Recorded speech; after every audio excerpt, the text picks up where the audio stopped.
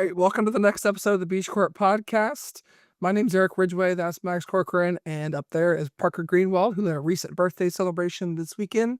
Today we got a big episode for you. We got Wancho coming on, Primetime Wizard TV, to talk about his victory down in the Philippines Master Ball League.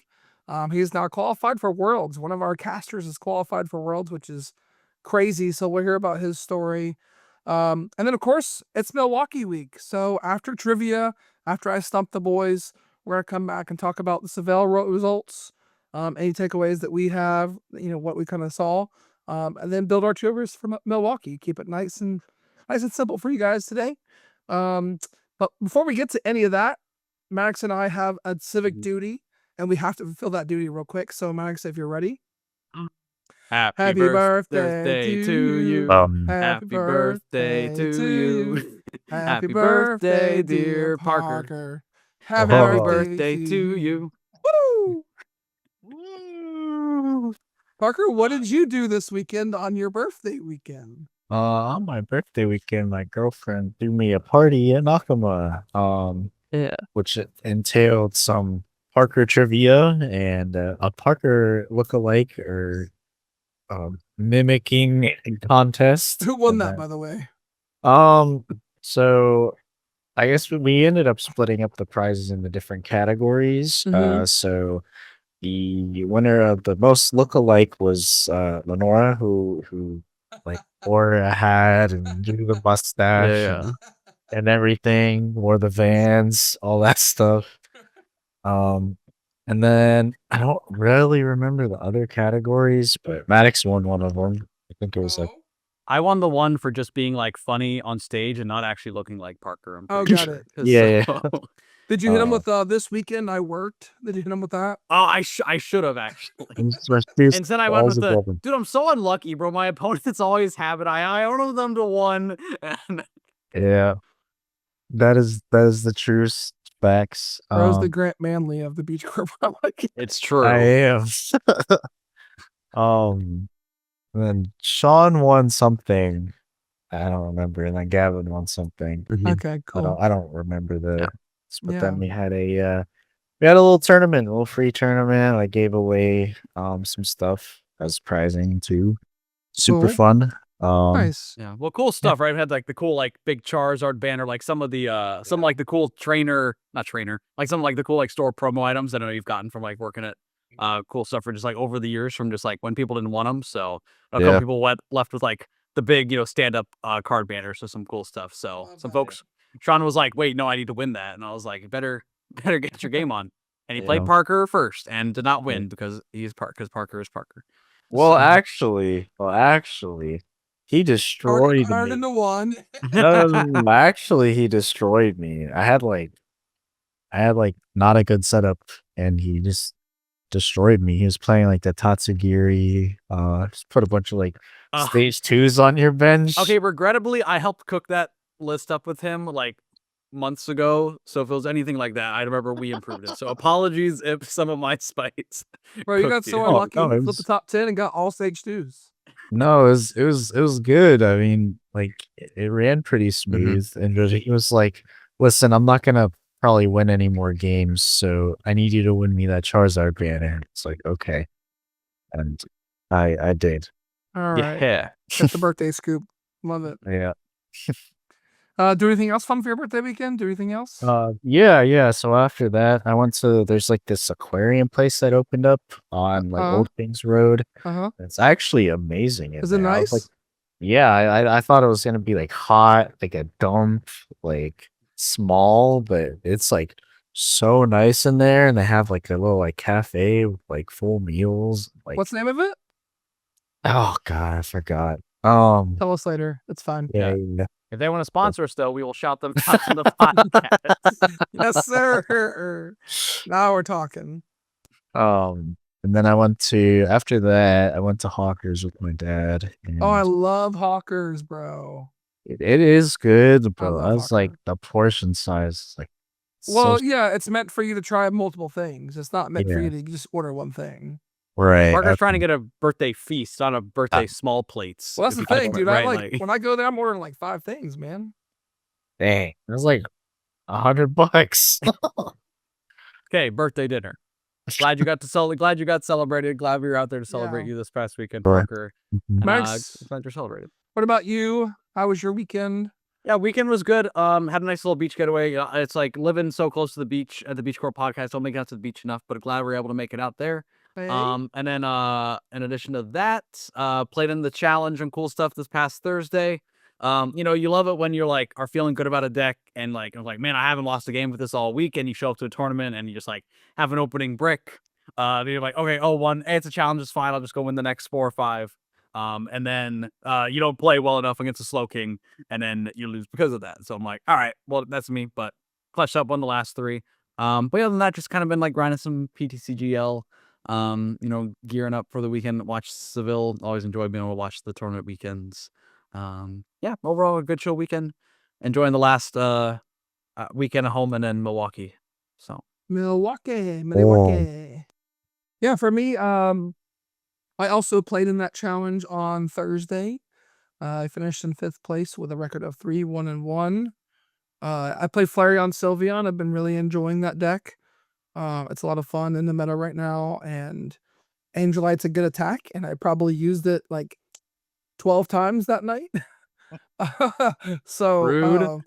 I mean, Angelite, Magical Charm. Angelite, Magical Charm. It was, pretty good combo. My one loss was to Gardevoir. I don't think it beats Gardevoir, so maybe it's not so good into the meta. Because once a Gardevoir's on board, you're just cooked.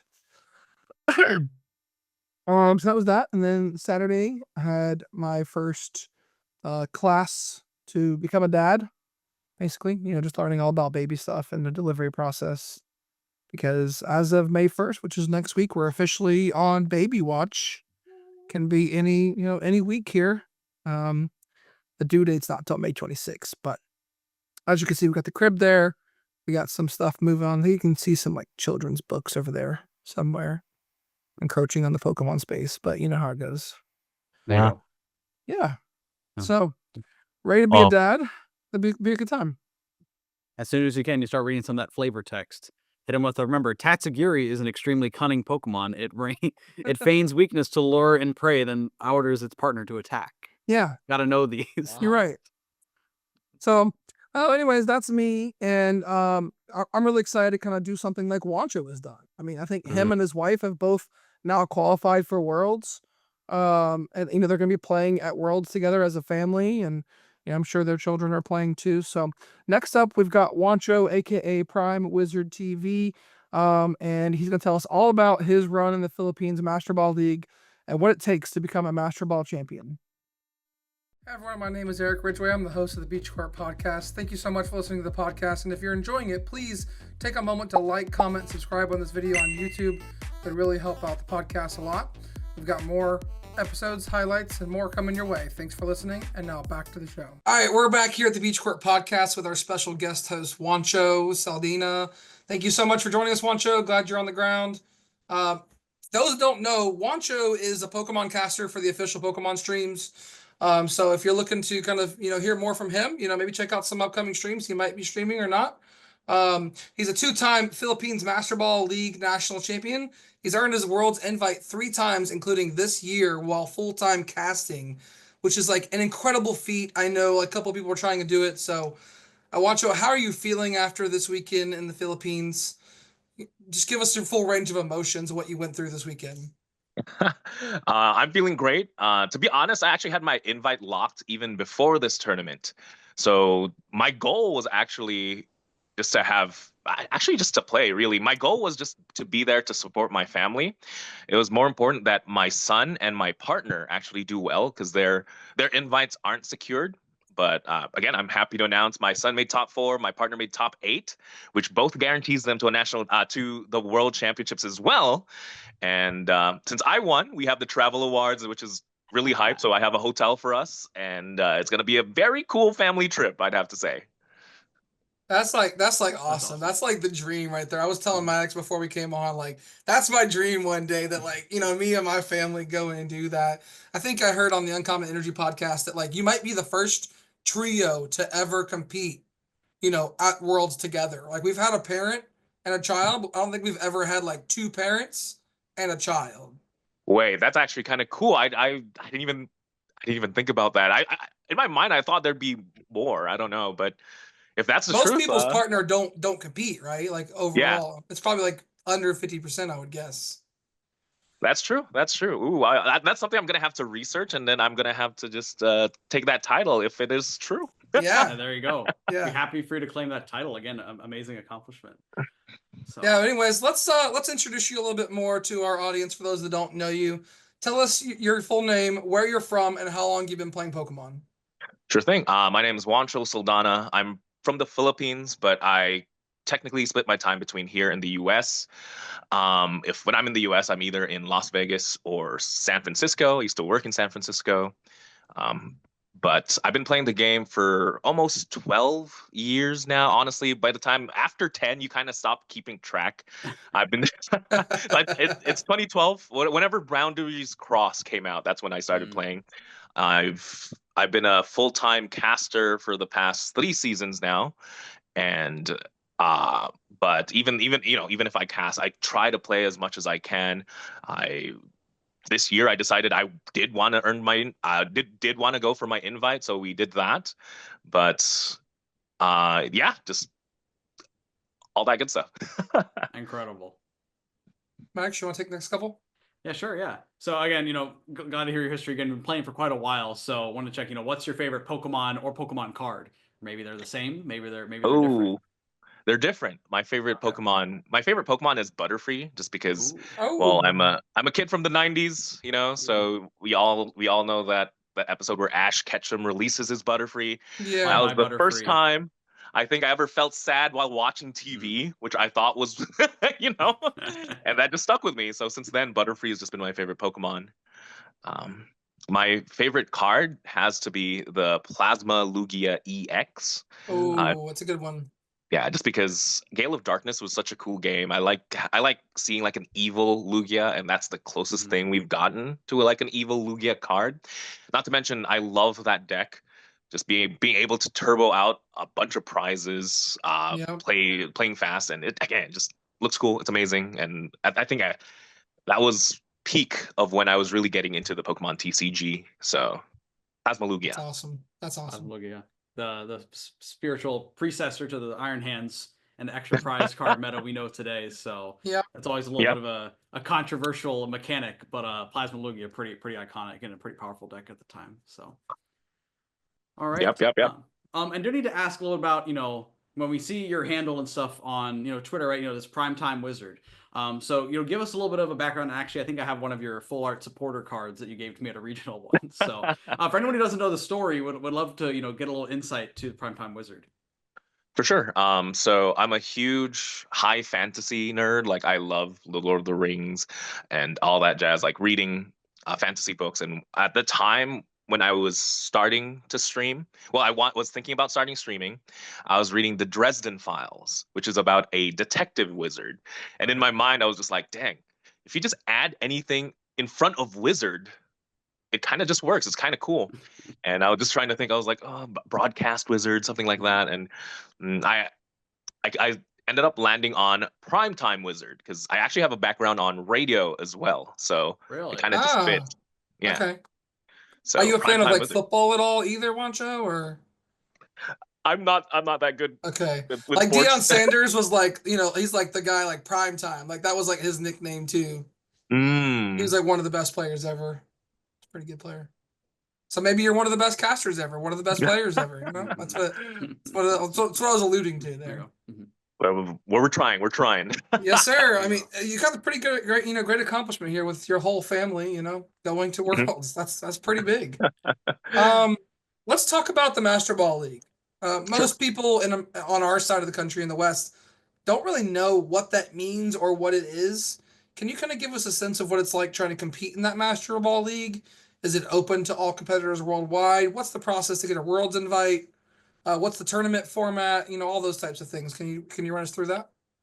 Sure thing. So the ball leagues, quote quote, this is an entirely new system that they just applied this year, but it's essentially like a regional LC and nationals, but for the Southeast Asia region. Southeast Asia regions, or regions under TPC, because if you're under TPC, because for the Asia format, sorry, for the English format, American format, we're under TPCI.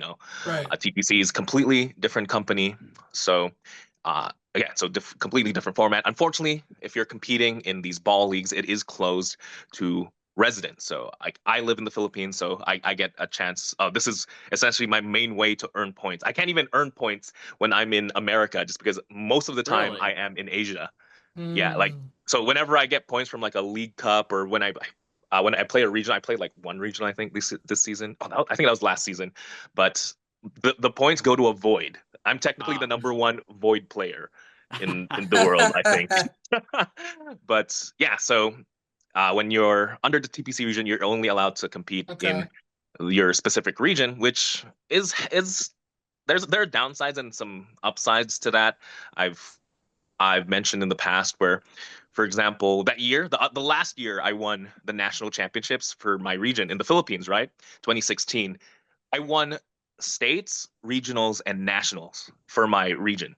I was hot. I was running hot that season. I just didn't win cities. That was the only like trophy I'm missing from that year. Oh no. But I didn't get the stipend Oh. because I'm competing with other Asia Pacific regions and plus Australia. And unfortunately, at the time, I was like freshly graduated student. Sure. So I didn't want to travel outside of the Philippines. So despite me winning everything, literally probably the best season you can have locally, I didn't get the stipend, which was unfortunate. So at least now it guarantees, it is region locked. It guarantees that there will be a representative from that region, especially from a region like the Philippines, where it is a little bit harder to fly from here to America. That's like thousands of dollars and whatnot, plus the hotel, plus we're a third world country. Sometimes we don't have representatives at Worlds. It kind of guarantees that, which is nice. So there are upsides and downsides. Downside is I don't get to play against like some international players in the past. That's why when I have the opportunity to, I'd love to just play Pokemon, like even an League Challenge in the US or whatnot, just to get that experience. But yeah, and then the Master Ball League is just the end of that season, which is technically the national championships. There is a lottery to try and get into the Master Ball League, because there is a cutoff of 515 players, I believe, for the Master Ball. But if you're a top player throughout the season, you have an automatic invite to the Master Ball League. Nice. Or if you won an Ultra Ball, you have the automatic invite plus a day one, round one bye. So I've won an Ultra Ball, so that's why I have a round one bye in the Master Ball. Sick. That's awesome. Okay, so like about 500 players total, but then I mean, how many of those are getting that auto invite in, and the rest is in a lottery system that I assume is open to the rest of the Philippines, and like, is it open? Yeah, so 515. I'm not sure how many get like the automatic. I think it's at least top 10 or top 20. Okay, so pretty small number. Yeah, really and then the rest is like lottery. But then, surprisingly enough, there is more than 515 players now in the Philippines. We've been growing exponentially. That's awesome. To be honest. Yeah. But yeah, and then from there, if you guys want to know how our invite structure is as well, only top 8 points, top 8 players get invited to Worlds. That's from nationals or for the season? For the season. So you add all the ball leagues you compete. So there's Premier Ball, which is a start of season Nats. So we have Nats at the start and at the end. So Premier Ball, Great Ball, which is League Challenge level, Ultra Ball, which is like regional level and actually has the best pricing. That's where you get like the really expensive Mew. And then I remember Master Ball posted that promo. Master Ball, the final. So nationals at the start and Premier Ball, nationals at the end of the season, and Master Ball, and those are like your biggest point events, basically. Yes, and those are normally the streamed events and whatnot. So I actually casted the Premier Ball for my country. So I made Top Cut as well then. That's crazy. Yeah, they only hired me for day 2, which is we only streamed day 2. But I made Top Cut, which is I made day 2. I made top 32 for the Premier Ball, and I got disqualified. And that was my first ever disqualification in my Pokemon career. And it was That's because insane. the Because judge you had to found out cast. I'm working the next day. I'm like, but you didn't hire me today. This is what I really do. That's crazy. Wait. So you got DQ'd because you had to cast the next day? Yeah, I got DQ'd from top 32 because I had to cast the next day, and I don't think I even got the points. I'd have to double check. Yeah, it's a DQ, right? DQs don't get points. Yeah. So you said, all right, I just got to go win the next one just to lock in. I mean, you think of it, Max, like it's like it's like the whole case of like, oh, you work here, so you can't get the benefit of it, right? Right, yeah. Like that's essentially what that was, right? But technically, I wasn't working that day, and I had the approval too from my boss because I told him at the time I was just like, "Oh, I'm going to play." Okay, it's like this is really what I would do on my Saturday. That's And if I wasn't crazy. casting, and I'm not working today, so I'm gonna play. And my boss gave me the okay, but I think there was like friction between my boss and the head judge for that actually, and then the head judge is the one that DQ'd me. It was really No. funny. So does that lead into why you didn't cast this event as well? Yeah, that not really. I really was supposed to cast this event, but I decided like mid. So it's kind of weird. Like mid this season, I decided that I'm going for my world's invite. You know, I've been Yeah. doing well in the Ultra Ball leagues. I've won Right. like multiple Mu EXs. I think I have the most Mu EXs in the world.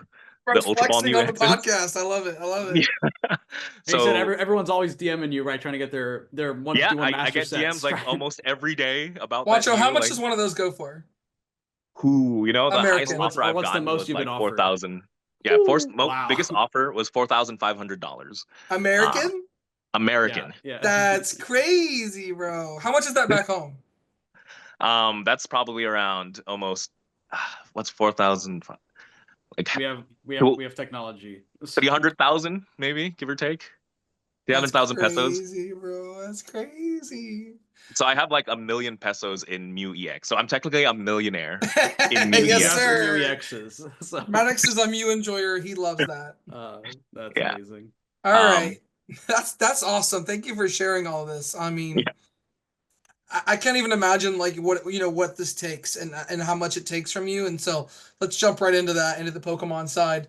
A lot of our listeners, me included, are kind of have a family or are becoming a father. How do you balance like traveling, being a great partner, competing at the highest level, being a Pokemon TCG caster, traveling the world?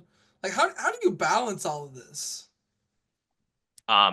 It helps when your son and your partner are also into Pokemon. So what ends up happening is your hobby becomes everyone's hobby. And when it becomes like when we sometimes have to go to events, we book hotels and stuff, right? So it becomes like a little staycation, a family trip for every Pokemon event. We went to Worlds in Japan together, 2023. And at the time, I was invited as creator, and I was able to get them creator passes as well. So that became like a core memory for my kid, just being able to go around Worlds, and now we get to go again, but this time as competitors. But yeah, and it helps, right? Like when we spend quality time together, sometimes me and my partner would be just Pokemon. like, "Do you want to just play?" I'm just like, "Oh yeah, sure." That's great. Oh, the dream. Yeah. So that kind of helps, and then it really is just I really do dedicate time to my family, where even because sometimes I'm gone for extended periods of time. Like right now, I'm like gone for a week, but then when I get back, I'm 100% physically present with my family, and yeah, like nothing takes precedence over family time. I'm just really really lucky that family time sometimes does include, hey, it's time to practice for the master ball, and yeah, even then sometimes I'll cut like when I was streaming a lot, I'd cut streaming hours when I have to spend time with my family, for example. It really is a balancing act. I don't have like a set plan. I don't have a set schedule for when to like do certain things. It's just more of a gut feel. Like, oh, I really sometimes I'll go, oh, let's do a trip here, and we'll just do it. And then there's like a Pokemon Center in Japan, Singapore, for example, and we just went to Singapore and go to the Pokemon Center and then go on like a little vacation, stuff like that. It really helps, I guess, that again, we all like the same things, and it just aligns. That's fantastic. cool. Yeah. Go ahead, Max. Yeah. So again, love to hear that you're keeping that good balance and making, you know, time for everything. And including that, right? You said even, you know, testing times with the family. So, you know, let's talk a little about your prep, right? So again, Master Ball national champion. I mean, big accomplishment to go and win a massive tournament like that. So, you know, what's your prep for that like? You know, especially, you know, how are you able to put in time with that? And you know, and I guess how did you consider your own take on the meta? You know, compared to what you see out in the West, right? You're casting the meta, you know, on a, you know, weekly, every other week basis. But then when it comes to the TPC region and playing in the Philippines specifically, like what was your prep like, and what landed you on Tera Box for your eventual tournament win? Sure. So our prep this one was kind of intense, to be honest. This was probably the most I've ever prepared for a tournament, just because I was also preparing my son and my partner. Again, we really, really wanted for them to get their invites, both Ira and Aiden. And I guess that's what really drove me to really try my hardest. I studied the metagame back and forth. I was prepping a week before rotation, just because Master Ball was so soon after rotation. Not to mention we had like an Ultra Ball in the pre-rotation format the day of rotation or whatnot, right? That's so I was still brutal. playing Lugia a lot before like last week, but even while I was playing Lugia, I was already playing my Tera Box deck. I just felt like it had a lot of answers into the format. I tested everything. I have literally everything built, to be honest. if not in real cards, I have so many drawings of Pheasantipity, of Squawkabilly, and whatnot. I'm right there with you.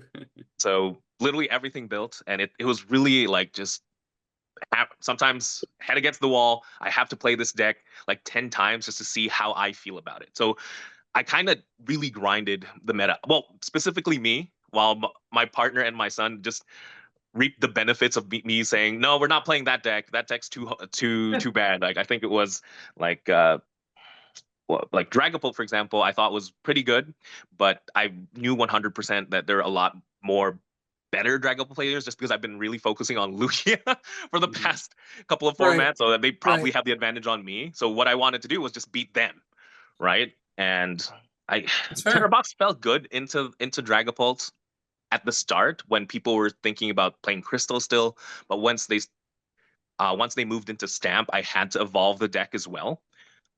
Quick shout out though, the deck actually came from a really good player from Singapore named Clifton Go. He helped me out with that.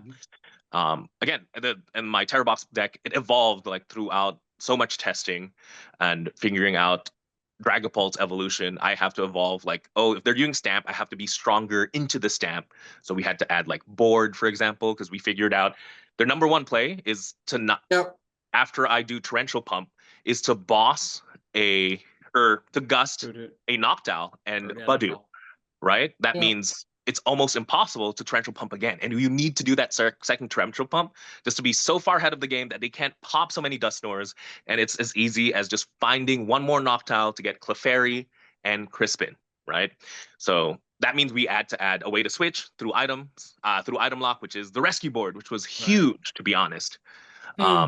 Again, it was a lot of testing into that, right? And that's just the Dragapult matchup. And we were like, the Terrapagos Walls was starting to get a lot of people were starting to play it, right? Because of OmniJoe posting it on Twitter or whatnot. A lot of people started picking it up. Dang, so OmniJoe, man.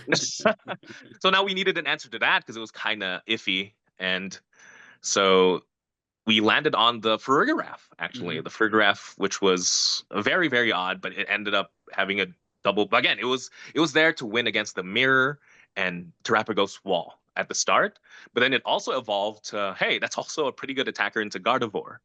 But yeah, again, it's just a lot of time, a lot of practice on my end. And then once I started figuring out the metagame, I taught it to my son and my partner, and then we built their decks, and it ended up being like I stopped playing Tera Box, and they started playing the decks that they were locked into, while I was playing every single deck and just hammering it into the Tera Box deck. Yeah. And I think I'm sure that was valuable too, to see like what the other decks can do to try to beat your deck, which I'm sure also helped in your prep in a little bit of a different way. Yeah, exactly. It almost felt like the Karate Kid thing, where in my mind I'm playing all these other decks. But does it really help me become a better Tera Box player? Sometimes doesn't feel that way, but then it really does. It You start does. knowing every single line there is. Yeah. It's know your enemy better than you know yourself, right? Yeah. Yeah, yeah. It's that type of thing. Yeah, I mean the photograph. I mean, let's talk about this giraffe that's that's in the room. It's not an elephant, it's a giraffe. Um, yeah. So, did you guys have Joltik box around in your tournament, or did your meta kind of evolve to include that deck? Because it seems really good into that matchup as well.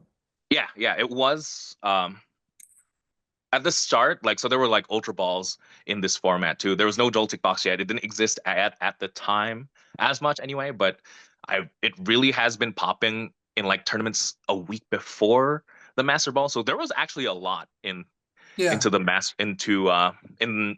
into the Master Ball tournament. And as since we didn't get to practice against it too much, but it literally was we get Giraffe and we win. Yeah. So it kind of just worked out sometimes that way. But even if, let's say, if you look at the deck, if you look at my deck list, there's so many one-ofs. There's so many things that can go wrong because of prizing. And a lot of the times, Right. Giraffe, it's a 1/1 line. Yep. Sometimes maybe you can even prize the double psychic, for example. It's only 2 psychics in the deck. Things will go wrong, but there are times where you can just bluff it, right? In fact, I want to talk about that. It's the main reason why Giraffe is there. It's a bluff. To be honest, it's there. Yes, it can win me games. It will win me games if I set it up. But sometimes the formats is so fast where if I put down the Giraffe rig, they will chase after it. Well, if you chase after the Giraffe rig, good job. You took one prize, and Yeah. I'm about to go. Okay, I'm gonna put down my Pheasantipity, my Mew. I'm gonna put everything down to make sure I can draw as much as possible, and I'm just gonna go 2/2/2, right? Yep. Yep. And sometimes that's enough.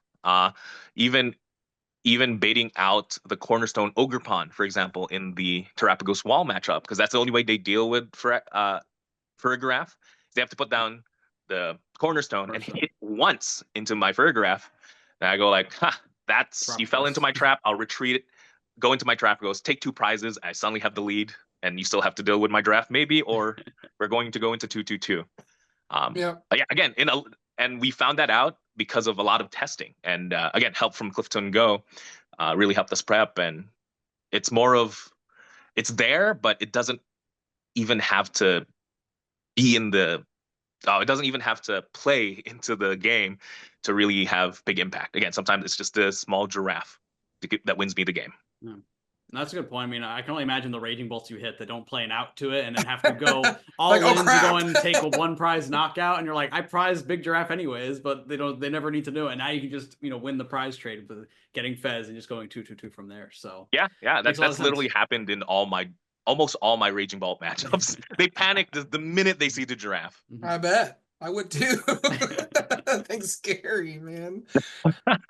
Yeah, and I guess that's what the deck does really well, right? It's really good in taking advantage of your opponent's weaknesses into the Yeah. deck. I mean, that's why there's yes, in the sense that there's so many colors in the deck to be able to take knockouts, but also if they panic and do something a little suboptimal, even just taking a 1 prize, we take full advantage of that. And but the deck is so hard to play. That's why it took us so many games to really master it. Yeah. But you totally put in the work and are reaping the results as a family. So love to hear that. I think the funny thing is, though, actually, real quick, is my son, we did put him in the Tera Box at the start, but I ended up finding him a better deck for his metagame. Oh. Just because it's juniors, and I figured juniors, juniors, they always gravitate towards like Raging Bolt or Dragapult. Yep. Sometimes it's all dragons, so I built him like Quad Fairy. Oh, the Teal Dance box? Yeah, the Teal Dance. It's just Teal Dance and 4 Clefairies with the and the 4 charms thing? 3 pearls, 3 Lilies Pearl. Oh, wow. And he faced like all dragons, basically. He lost to a Goldengo, which was the worst, but yeah, it's fine. We take everything that. else, it doesn't matter, So he got top 4 with that, or what did he get? He made top 4, yes. He has a trophy too. He has the Zoroark promo and all that. Yo, that's dope. And yeah. Again, he faced a ton of a ton of dragons, but surprisingly does well into Tera Box as well, which he faced one. Yeah. It's technically Yeah, it's a one prize deck that Wars can then, like right? yeah, exactly. Yeah. Yeah, I played Gardevoir to Atlanta. You know how many dragon decks I hit? How many? Zero. Absolutely zero. Well, we'll sign up for juniors next time, Eric. And get some more dragon deck. I need some dragons, please. But speaking of dragons and leading into Milwaukee, right, this upcoming weekend, I know a lot of our listeners, Tera Box hasn't quite seen the success we wanted in the West. Hasn't had, I think we've seen it in top 8 a couple times. But right, your deck right here being a big winner, would this be a deck you'd recommend for people to bring to Milwaukee? Do you think the metagame is right for it? Do you think it's the giraffe's time? What are your thoughts? Yeah, I 100% think this is a good deck into Milwaukee. I have in testing anyway. Don't in testing it. I have like an 80 to 90% win rate against Gardevoir, which is, but that's just like I think like 20 plus games or whatnot, and it's just taking all the best Gardevoir lists and me playing it. It's different if like you're playing against Henry Chow or something, right? Sure. But like Gardevoir, the Gardevoir matchup feels really, really good just because it's a slower deck. We really take advantage of the Water Ogre Pawn, and then the fact that we have a one-hit KO option with the Farigiraf is amazing. Not to mention if you don't even knock out the Badoo, and then you take a 3-prize turn, there's like no coming back from that because the 160 plus 30 to the bench attack from the Farigiraf, I have done that. Anything's possible with knockdowns, right? Especially if you give me so much time to really set up my board. I think it has a great Gardevoir matchup. I faced a couple again in Master Ball, won them all. Dragapult can be a little bit shaky, it's like 50-50 almost. Depends on like how lucky you get post the unfair stamp, or if you can drop the Pheasantipity and the Mew. Yeah. Pheasantipity or the Mew early, right? Then it becomes easy. The board helps out so much, just being able to take 4 prizes and just really having to worry about finding that Clefairy for the end game. So again, it's a 50-50, but if you're a good player, you could turn it to like 55, 60 and really take advantage of that extra 5% advantage over your opponent. And again, you just win every Raging Bolt matchup and whatnot. Win every Joltik matchup. I think it's a great deck. Very hard to pilot. Pricing can go very wrong for you as well. And I think the number one advice I could give if you're gonna pick up this deck is just don't let that shake you. If you watch the stream of my finals match, it's against Golden Go, and my answers for Golden Go are either Pikachu or Cornerstone. Cornerstone's huge, especially if the Golden Go doesn't play Baby Goldengo, they play like Dragapult. It was Dragapult Goldengo. So I really lean towards that Cornerstone and then bait the Dragapult or knock out the Dracloak before it becomes a problem, or Clefairy it for my last 2. Game 1, I prize both my fighting and my Cornerstone. So there's like no option. So I go Pikachu, right? I go Pikachu with my Crystal. That ended up working out. Yeah, my Pikachu worked. And then, so I won game 1. Game 2, both my Pikachu and my Crystal are prize, right? So now I have to readjust again. I have to go back to my other plan, which was Cornerstone unto Clefairy, which also worked out, right? So it's like being present in the mindset of whatever's happening in front of you and being able to answer properly. Yeah, so I think the lesson here is if you play this deck, it's a good deck. Practice. You need to practice between now. You should already be practicing it, right? And you should be practicing your prize checking because you need to be efficient with that and quick and know exactly what you have options to, because it is a toolbox deck that it's built to beat everything, but you got to know what options in your toolbox you have, right? If you need a screwdriver, you don't have a screwdriver. Well, okay, maybe let's go get that flathead and try and like turn it a little bit, right? Like, so whatever it is we have to do, we got to do it. Exactly. Hammer and Pikachu EX. It's just like, I'm just gonna hit 300 and force you to deal with this, right? Yeah, just deal with it, right? That's it. Yeah. Yep. All right, Wancho, thank you so much for joining us. It's great to have you on. Real quick, do want to just give you a quick moment if you got any shout out sponsors, anyone you want to thank? For sure. Huge thank you to my sponsor, Hobby Stadium. To be honest, I needed like 10 Clefairies going into the Master Ball because my son needed 4, and then a bunch of my other decks needed like 2 Clefairies or whatnot. This deck started with 2 Clefairies, and I would not be able to find cards without my sponsor, Hobby Stadium. Again, huge thank you. Want to thank my family. Honestly, they've been such. It's so big to just have support throughout the tournament, Yeah. to be honest.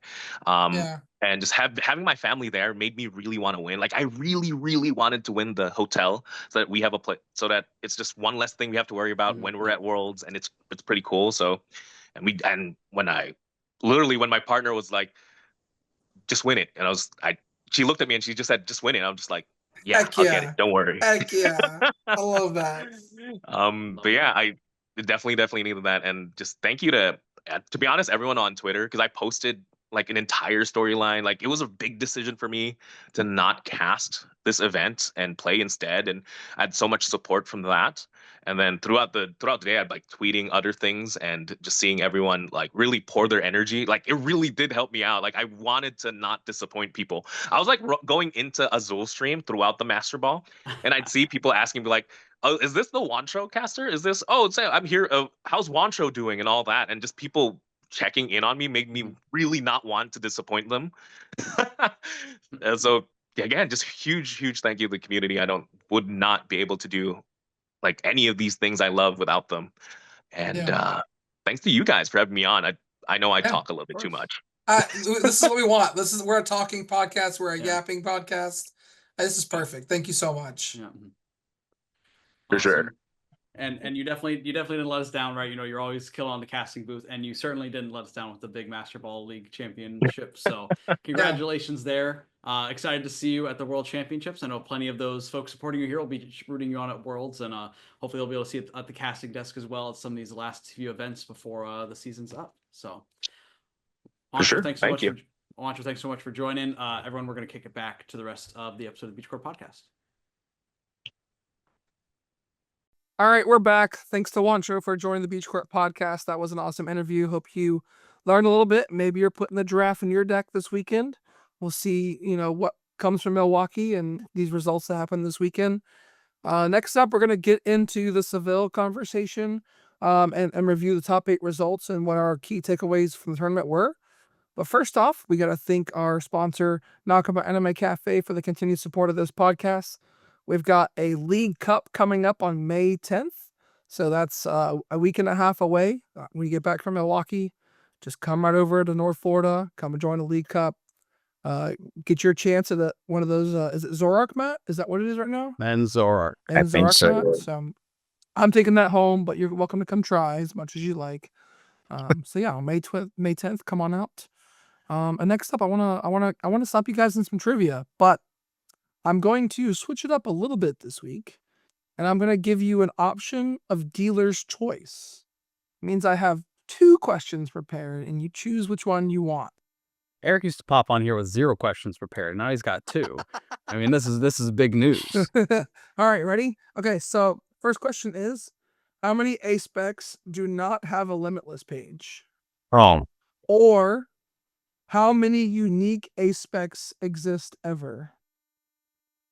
How many unique A-Specs exist? Like ones that didn't get reprinted? Unique A-Specs. Unique A-Specs. So, like, you don't count Scramble Switch from before and Scramble Switch now, but you would include G-Booster as a unique A-Spec. You still include Scramble Switch once. You just don't include it twice. So which question would you guys prefer to answer? I think they're both pretty easy personally. So, Parker, which one do you like? I think they're easy.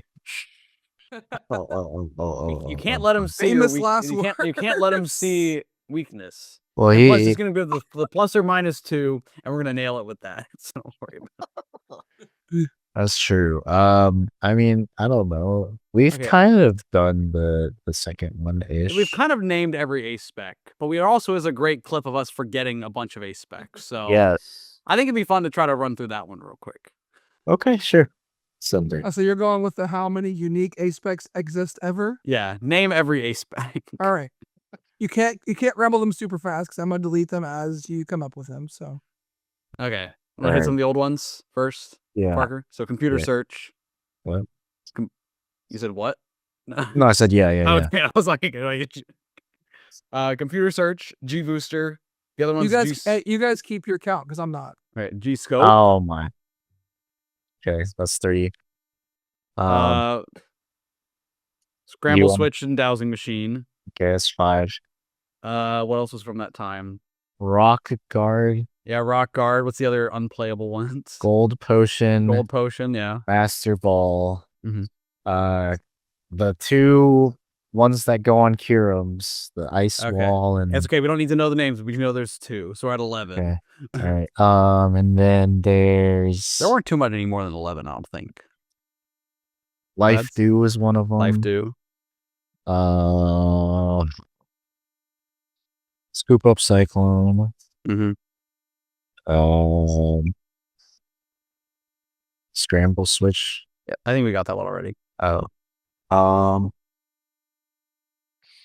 I do think there were only like 13, so that number seems right. I feel like there's like another one. We can go back to it. Let's hit Okay. some of the new ones Yeah, first, yeah, because there's yeah. a lot more new ones. Yep.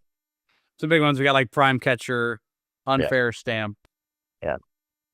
Uh, Max Belt, Neo Upper, Max Belt, Legacy, Legacy Energy, Survival Brace, Survival Brace, Heroes Cape, Hero Cape, Megaton Megaton Blower, Blower, Max I already Rod. know her. yeah, Max Rod, Poke Vital, Yep. Neutralization Zone, Uh-huh. the Miracle Trolley. Headset, Miracle Trolley, Headset, Crystal. yeah, Sparkling Crystal. God, it's like, Did I say Secret Box already? oh, you did not. Okay. Secret Box, it's a good one. Oh, Brilliant Blender. Yep. There's definitely more. There's Yes. definitely. So we're at 29 now. So we can just No. add 4 or 5 and call it a day, I think. If you're at 29, I yeah. missed one. It's okay. Figure it out afterwards. 29. So 29 plus 5, 34. I think there's a We got ancient drum and reboot pod. drum and reboot pod. Yeah. We already kind of scoop up Cyclone. We got Unfair Yeah. Stamp. We got Cape.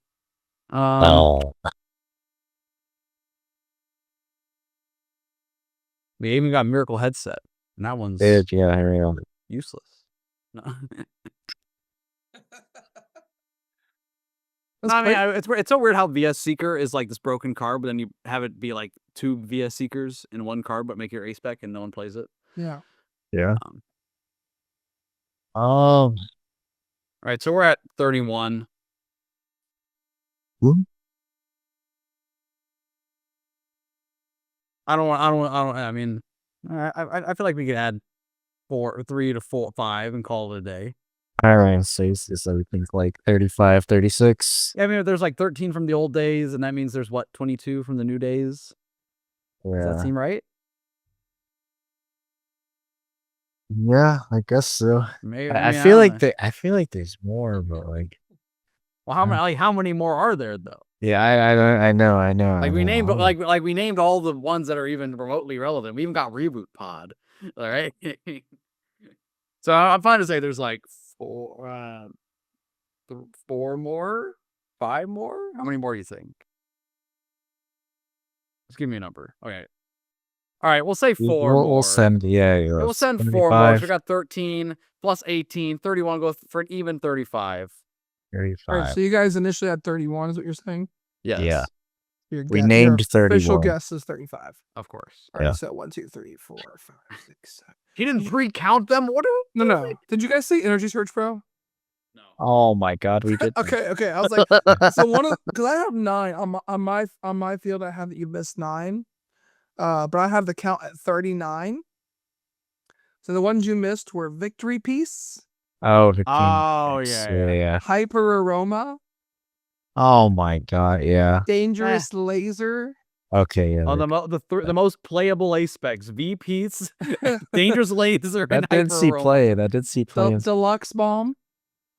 I knew there was one that if you got hit, it did damage, and I couldn't remember. Grand Tree, Oh my God, true. yeah, Grand Tree. Amulet of Hope, Okay, I forgot that. Energy Search Pro. We said Yeah, that. Yeah, that one's a miss. All the Okay, other that cards one aren't is relevant. definitely. Enriching Energy Oh yeah, I know. Still that. don't care. and Treasure Tracker. Still don't care. What Search is for 5 Treasure tools. Tracker? Woo! Rotom V, start rotated. We don't care. Okay, so real quick, how many do you think don't have a Limitless page? Like off the top of your head. And, there's 39 of them. Probably 15. Probably 20. 10. I'll go 10. 10 and 20. 20? It's only Sure. 6. 6, really? Crystal Edge, Crystal Wall, G-Scope, Deluxe Bomb, Amulet of Hope, and Treasure Tracker. All right, Treasure Tracker. Now is your time, Milwaukee. Lock it in. You want to find your bravery charms for Badoo? Play. Oh wait, you can't. It's an item because you're under item lock. Anyway, so yeah, I was thinking about that last week. We were like talking about ace packs, and I was like, "This is a big good one." That is a good one. All right, Too relevant. 2.5. I can't believe you guys forgot out eSearch Pro. That's fine. You just played that to a major. I did. And every time Well, you to be fair, it was always prized for him. So like, Yeah, it was I like did he prize didn't even the play 3 it. games. Yeah, I was like, yeah. All right. I'm gonna start sharing my screen for those of you that are on Spotify and Google and Apple and wherever else you listen to podcasts. We love you, but come over to YouTube and watch us and subscribe while you're there. That's not what you. All right. So we're talking about Seville. Gardevoir takes down another major, bro. Gardevoir won Johannesburg special event this weekend. It won Monterey. It won Atlanta, and now it won Seville. And it took down Dragapult again in the finals. We did see an Enzorark make a top 4 appearance. Probably one of the ways that you can beat Gardevoir. We saw a Tera Box make an appearance. We had a couple other Dragapults, a Frostlass, Monkey Dory, Gardevoir, and a Raging Bolt and a Joltik Box just on the outside looking in, who lost an ASUM cut. We did have a 10-person ASUM cut here in Seville at 26 match points or better. Again, I'm using Limitless Labs. If you guys haven't seen this, it is on Limitless under the tools section, and it's awesome. It has great matchup data if you're preparing for a tournament like Milwaukee. You can come in here and you can choose your deck like Gardevoir and look at all their matchups for that tournament alone. So really cool data here. So thanks to Limitless for this data. But yeah, what stands out to you guys from this tournament besides obviously Gardevoir, like just taking down another major?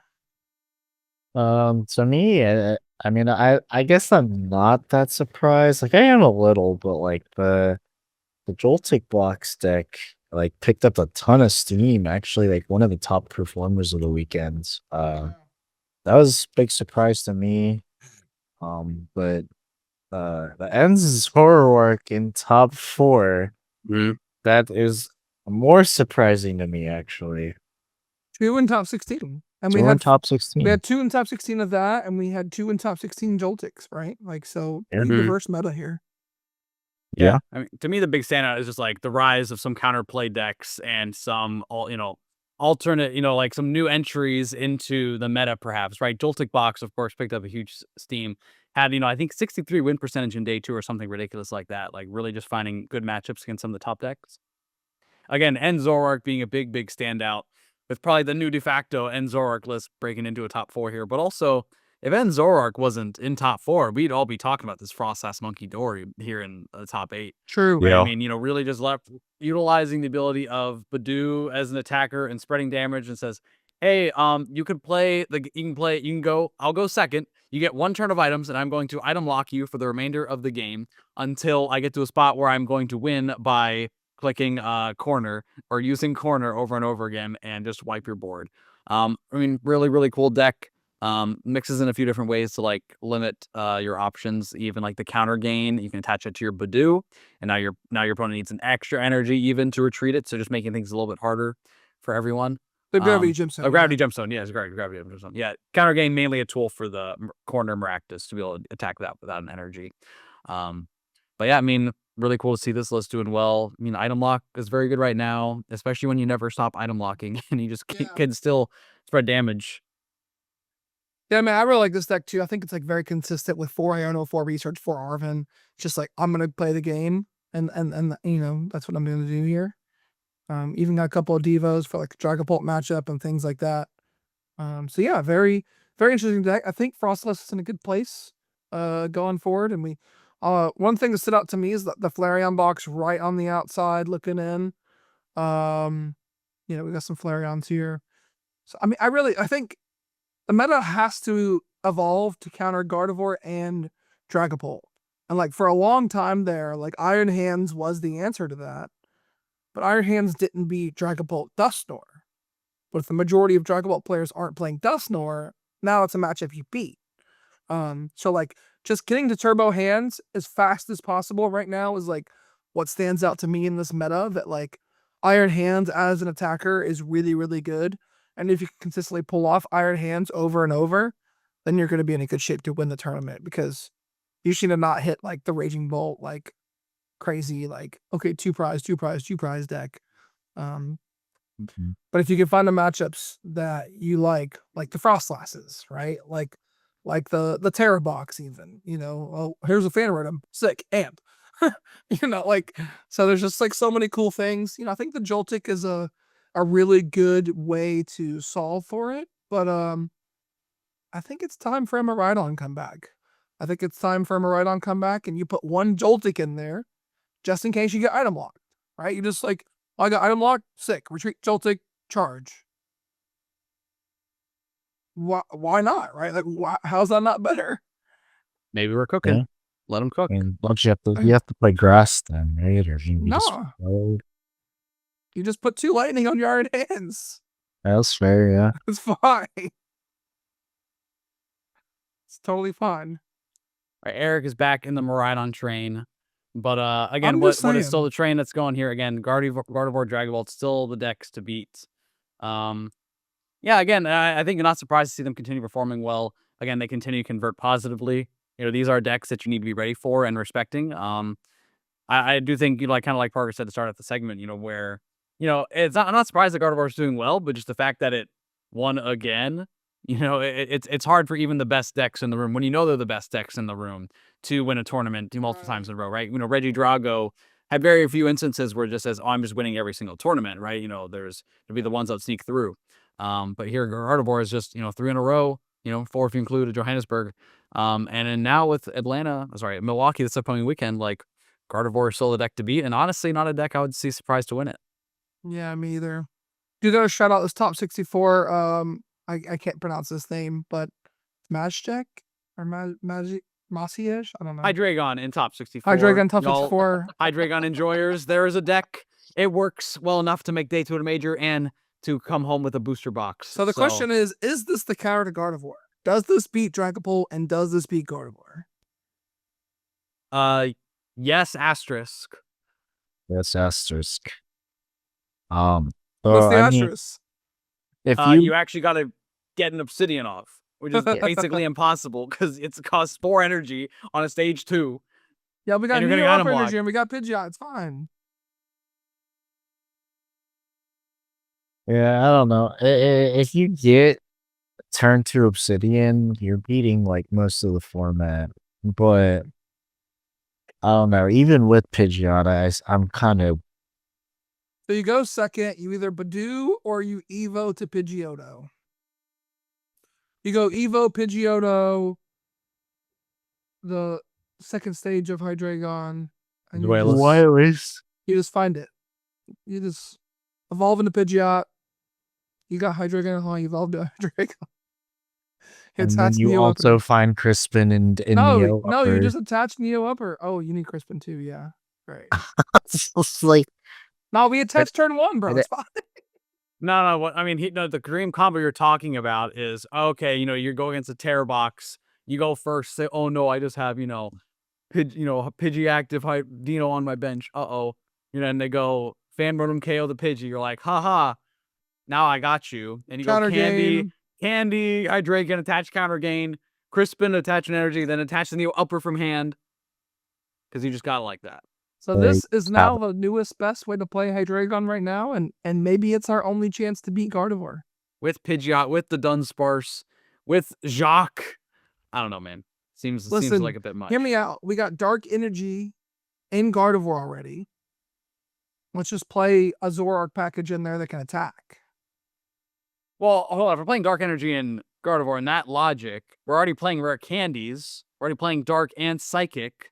We just add Neo Upper, and we can just play And Hydreigon Bro, in Gardevoir. you're so right. You're so right, bro. Right, you Badoo, and you're like, oh no, you killed my Scream Tail. Anyways, Obsidian, right? Like, who's beating that? Henry Chow, you're welcome. Please interview with us after you win Milwaukee. With Hydreigon Gardevoir. But for real though, it'd be good to have him back, especially if he cooks up a ridiculous pile like that. Yeah, it would be. Yeah, any closing thoughts about the metagame in Seville? We didn't talk about the metagame, but it's kind of standard here that like Dragon Bolt, best deck in format, it's 20%. Raging Bolt took over second, 12%. Gardevoir at 9%. Goldengo was at like 8 or 9. I think they were at like. And we had both variants, yeah. Oh, You there's turn off the variant grouping, I think, right? Oh yeah, you're right. There you go. 22% Dragon Bolt, 12% Raging Bolt, 12% Goldengo, 9% Gardevoir. Archaladon's still there. Still doing okay. Yeah. Again, it's great when there's like wide metas like these. Again, Gardevoir and Dragapult are like the decks to beat. But when you go to these tournaments, right, you're still going to see plenty of other decks, right? You're going to go and see the Raging Bolts, the Goldengos, Archaladon, Tera Box. Maybe a Rogazard, Terapagos, Noctowl, Flareon, Ends now, Hops. Like there's so many great decks to play. And it was a great time to play. And whichever deck you've been cooking up for Milwaukee, again, I think, regardless of Gardevoir's wins, maybe throwing a Jamming Tower, but just be ready to lock that in. Guys, who had more Charizards on their bingo card than Terapagos, Noctowls, and Flareons? Oh no, To be fair, it was the same amount of Charizards and Sure, Terapagos, sure. Noctowl. But still, that's like who had that in their bingo card? Hey, if Gardevoir is good, just play Charizard yeah, and like Jamming literally, Tower, yeah, literally. Oh yeah, You speaking just of lose to Jamming Tower- Dragapult. That's the problem. Speaking of Jamming Tower, we talked about that pre-episode. But 25% of players in day 2 at Seville had Jamming Tower in their list. So And Guardy still won. and Guardy still won. So Jamming Tower is not the answer. Find another answer. Didn't the Polton Finals play Jamming Tower? Yes. They 2. played 2 Jamming 2. Towers. Yeah. Yikes. I guess. And that matchup, mean, you just never attack with someone that's charmed. It doesn't matter. Yeah, exactly. Yeah, it's not super relevant in that matchup. Where it's most playing other relevant is ways. like KOing the Clefairy back. Right. That's where it's like most relevant. Wait, is Dragapult played Neo Upper? Oh, actually, this is a little different build of Dragapult. Yeah. It's a little less powerful. Again, the second place build. Again, a little different than some of the other ones we've seen. But featuring like the 4 Boss, 4 Research, 4 Iono, 4 Brox. Just saying, like, I will play the game. Like, I will see supporters. Yeah, who's seen a 3-line Dragapult deck in a while? Only 3 lines. Yeah, exactly. And not very teched out. The Brock Scouting is a cool little combo when you play the Latias. It lets you off of Brock Scouting, be able to get Latias Badoo, instantly get whatever's in the active out in order to get in that turn 1 item lock. Again, Latias is a bit of a liability, but when you have Dragapult swinging, Dragapult is a problem that must be dealt with. Yeah. No, it's just consistent. It's strong. You can get Man, turn 2. Well, there's no candy. I need to play this deck. Dude, 1 copy of candy, please. There's no Arvin. Never mind. No, you don't need candy. Dude, 4 Boss. It's animal. Woof. Jeez. 4 Boss, 3 counter catcher. 3 counter catchers, yeah. We're All Gustin. my opponent researched away 2 Boss. I'm fine. Oh, just kidding. They played 2 more. Yeah, pretty interesting to see. All right, any closing thoughts, Seville? Let's get into Shout outs. Oh, go ahead. sorry. Shout out to the Caparaja EX play. Oh yeah, there was a Caparaja. I saw that. Wait, in day 2? Yeah, in day in 2. day 2. What a legend. Where was Wait, he? Spec actually fries. Where was he? Plays 4 wait. Monkey Dories. Oh, he 98th, was top 128, sorry. Caparaja. yeah, Caparaja EX. Here we go. We Was got that- 3 row. I like a 3 row. 3 Nicolo? row's good. This With deck a Tech actually Archaladon fries. line, Turbo Yeah. Energize. Of course, Caparaja with the bronze body ability, 300 HP on its stage 1, similar to Archaladon, but its ability to take 30 less damage from attacks. Bro, with the baton and 4 monkeys, holy moly. Mm-hmm. Yeah. And its nose This quick deck- attack does 260, 1 shot in Goldengos, and Yep. dealing 30 to your bench. Good thing all your Monkey Dories can move 30 damage. So you get some ridiculous moving around here. The hard part's setting up. Bro, you can just Yeah, like this put. deck Oh fries. my god! This You deck can just fries. like turbo energize like 2 dark and a metal out. I genuinely like want to play this deck. Okay, all right, bet. 4 E-switch too? Yeah. I'll Adrenabrain, E-switch, Adrenabrain, E-switch, Oh my Adrenabrain. god. Like, what's the board look like? The board's like 4 Monkey Dory, a Squawk, and an attacker. Well, I probably need a backup attacker there somewhere, right? Bro, that's crazy. That's crazy. Yeah, we love seeing decks that are cooked like Bro this. is cooking. This is the Crispin's Corner winner this week, since we're not doing Crispin's Corner this week. Absolutely. 100%. Yeah, we were talking about Melodic as well. By the way, I just saw the Melodic was like the first deck out.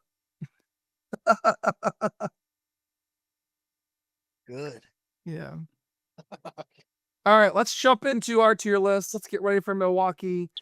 I think you guys are both going to Milwaukee this weekend, so good luck to both of you.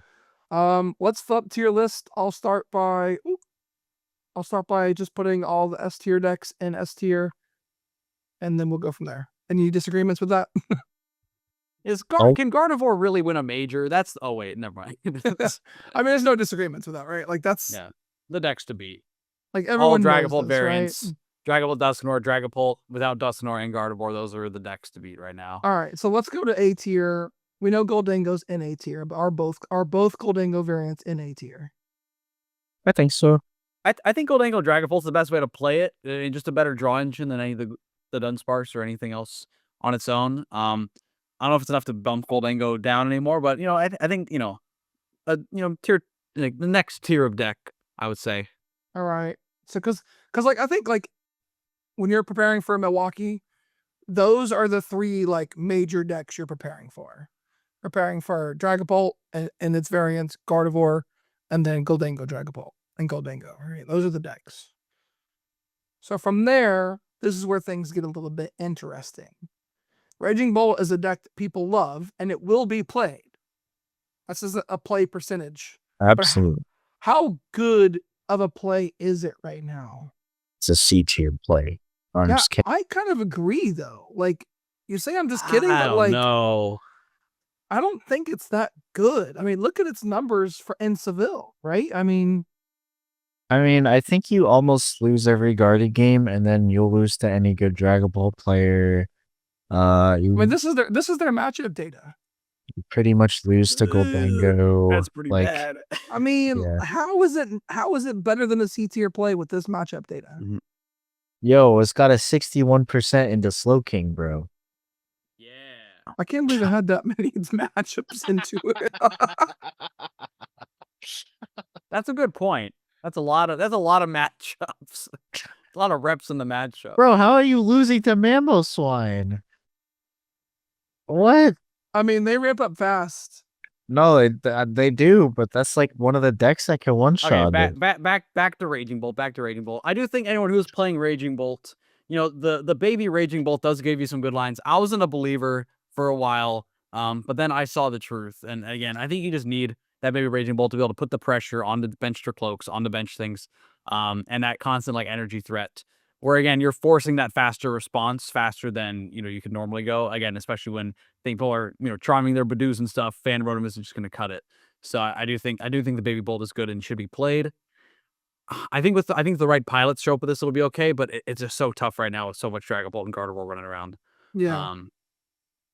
I mean, I could see it being a better play if you build your list to play like Azul said, just like straight, consistent. Play some catchers. Like, don't do all the shenanigans. Like the shenanigans is consistency engine. That's the problem, and I feel like you're not consistent without your. Yeah, but if you're consistent with a deck that sucks overall in the meta, would you rather have a faster deck because it's turbo, or would you rather? That's the problem, right? Like, it's not consistent. It's not consistent going second attack. It's not that. Right. So what does the meta need? Does the meta need a go first deck that can consistently play well throughout, or does it need I need a turbo faster deck?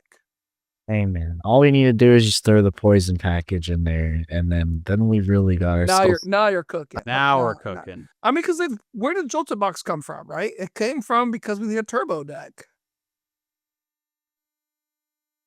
I don't even know if Joltik is Joltik's kind of not it's not even turbo. turbo. It's just like it just can power up good attackers quickly. Yeah.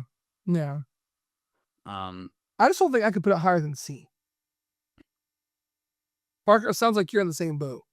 I am in the same boat. yeah, and I mean I think go a little higher, but like I'm not dying on the hill, so Alright. we can leave it here. Moving on. Tera Box just got a top 8.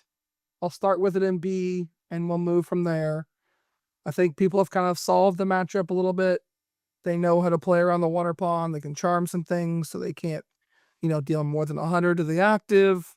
So you don't down a fan Rotom.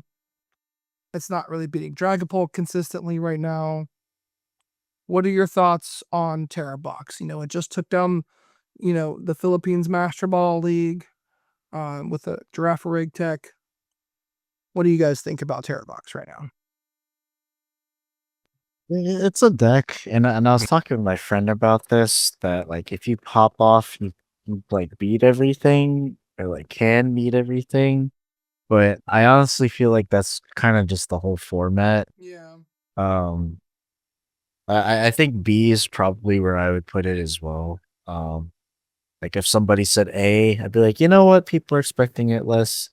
Like, it might go in the A tier, but I think B is probably about where I'd put it. Yeah, again, this deck thrived when people weren't ready for it. People are a little more prepared for it. I do think that, in Atlanta, Tera Box was not a strong play. Too many people were ready for it and making sure their deck beat it. I think decks now are a little bit less prepared for that, and that, Tera Box is maybe a better play than for Atlanta.